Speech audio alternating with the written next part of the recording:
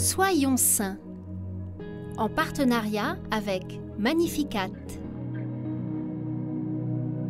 Bonne fête aux Gérard, Gérardin, Gérardine, Bianca, Blanche et Candice.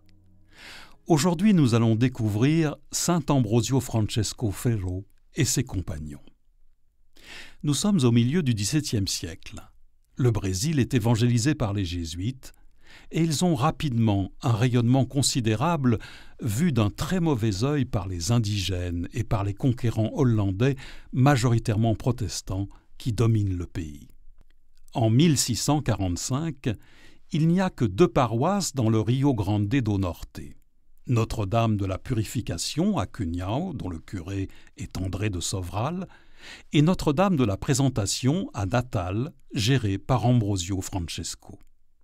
Le cruel Jacob Rabé est à la tête d'un régiment de soldats hollandais auquel se sont rattachés 200 Indiens. Détestant les catholiques, ce charmant bataillon écume la région sans aucun scrupule, accomplissant un soigneux travail d'extermination. En juillet 1645, il massacre en pleine messe le père André et tous ses fidèles. Effrayés, les paroissiens de Natal cherchent à se mettre à l'abri, dans la jungle. Ils y sont traqués puis torturés avec une cruauté sauvage. Les persécuteurs coupent les bras et les jambes aux uns, crèvent les yeux, coupent les langues, le nez et les oreilles des autres. L'un des laïcs, Mateus Moreira, se voit arracher le cœur par le dos, mais trouve la force de crier son amour pour l'Eucharistie en disant « Loué soit le très saint sacrement ». Des corps retrouvés, hommes, femmes, enfants, seuls 30 sont identifiés. Ils sont béatifiés le 5 mars 2000 par Jean-Paul II.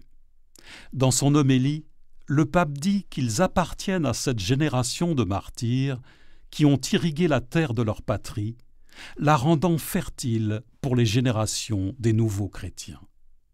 Depuis leur époque, le catholicisme est la religion principale du Brésil. Seigneur, tu nous appelles à être des chrétiens qui portent du fruit et qui ne craignent pas d'aimer comme tu nous as aimés. À la suite des martyrs brésiliens, nous te demandons de nous aider à devenir des catholiques pleins d'ardeur, essayant, à leur mesure, de répandre des germes de foi.